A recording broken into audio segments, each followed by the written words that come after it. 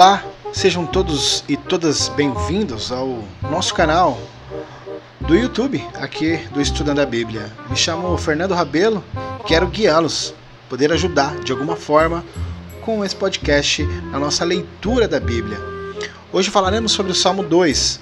Nós já temos o Salmo 1 disponibilizado no YouTube, também no nosso site, no nosso Facebook também.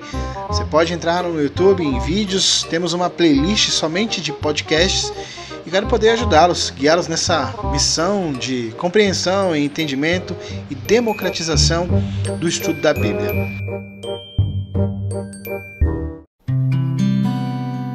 Nós começamos o Salmo 1, e já está disponível para que você possa obtê-lo, com os dois caminhos. E nós temos aqui, em sequência ao Salmo 1, nós temos o Salmo 2 falando sobre o Messias, o Messias de Deus, que veio ao mundo, que cumpriu tudo que está escrito na Torá, não pecou, foi morto e ao terceiro dia ressuscitou. Este é o Messias na qual as Escrituras apontam, a qual os profetas falaram e o qual Deus, por sua palavra, trouxe Jesus à terra. No próprio livro de Hebreus, nós temos no capítulo 1 falando sobre Cristo, sobre Jesus Cristo, o Messias, o nosso Messias, em que tudo foi feito por Ele, tudo foi feito para Ele. E neste Salmo, o Salmo 2, que está aqui em questão, nós temos a leitura entronizada sobre os que estão contra Deus e os que estão contra o seu Messias.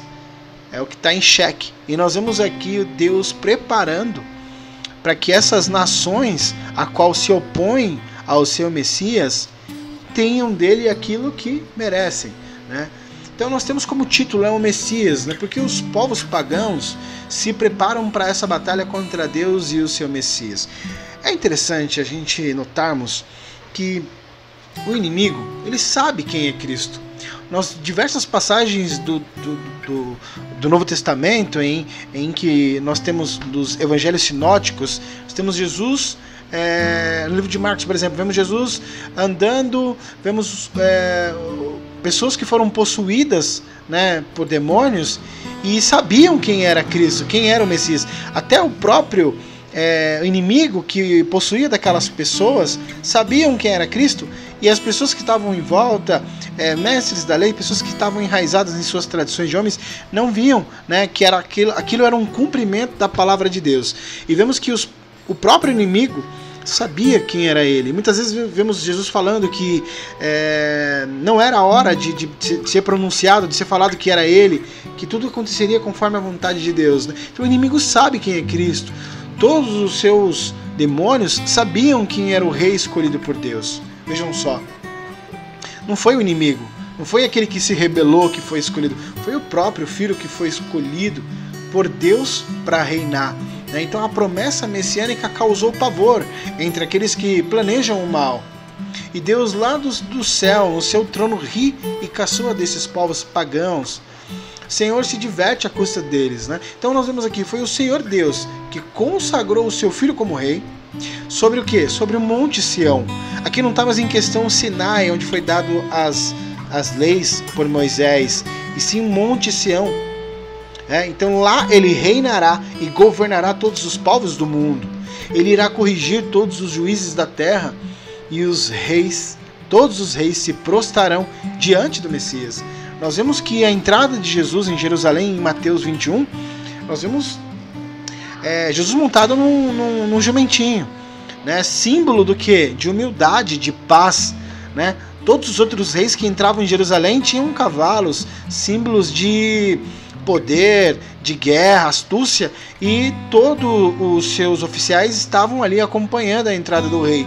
E nós vemos uma nova era sendo instaurada, a era do Messias, a que é pronunciada em 2 Samuel 7, em que toda a descendência de Davi seria rei, e rei eternamente.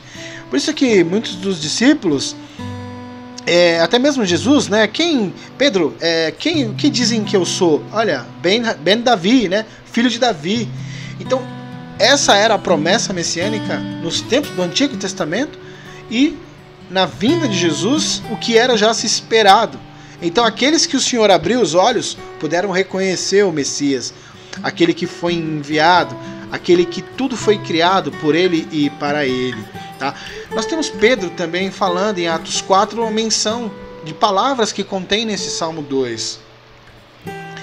É interessante a gente notarmos também que neste Salmo nós não vemos os anjos tendo nomes.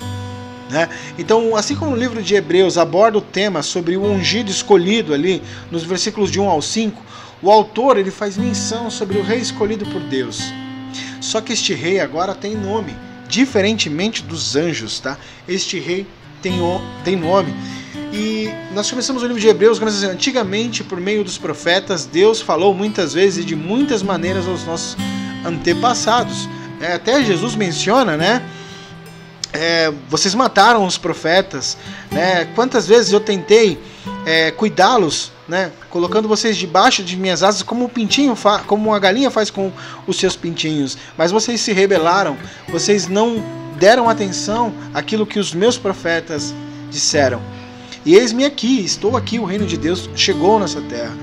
E aí, no capítulo 2 de Hebreus, mas nesses últimos tempos, ele nos falou por meio do seu Filho. Por quem? Por meio de Cristo aqui na terra. Foi ele quem Deus escolheu para possuir todas as coisas, e foi por meio dele que Deus criou o universo.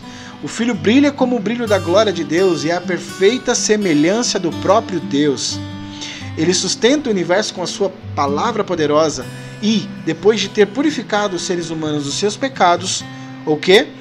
Onde ele foi crucificado e ressuscitado, ele sentou-se no céu ao lado direito de Deus, o Todo-Poderoso. Davi foi um homem segundo o coração de Deus, né? Davi pecou, Davi foi corrupto e Davi esperava essa ressuscitação em suas palavras, em seus salmos. Ele esperava, ele já tinha essa convicção de que o ser humano iria ressuscitar. E quando Cristo morre, todos aqueles que viveram no tempo de Noé ressuscitaram. Vejam só, ele curou Lázaro, aliás, ele ressuscitou Lázaro, melhor dizendo, né? Além de ter curado, ele ressuscitou Lázaro e ele ressuscitou ao terceiro dia. E ele deu uma palavra importante, né? Ide a todas as nações e pregai o evangelho.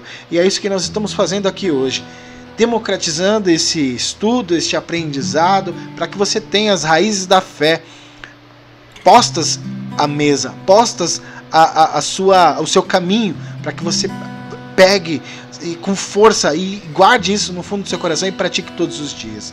Então esse Salmo 2 nos dá e já começamos, né, o livro de Salmos com Salmos 2, em sequência dos dois caminhos, nós temos a promessa messiânica, a promessa de que Deus enviaria o seu Filho. Enviaria o seu Filho para que, em favor da humanidade, né, que antes a salvação estava destinada a Israel, aos judeus. Através de Jesus, os gentios ou os pagãos, né, foram introduzidos a essa aliança com Deus através de Jesus. Nós estamos numa época de Páscoa, né?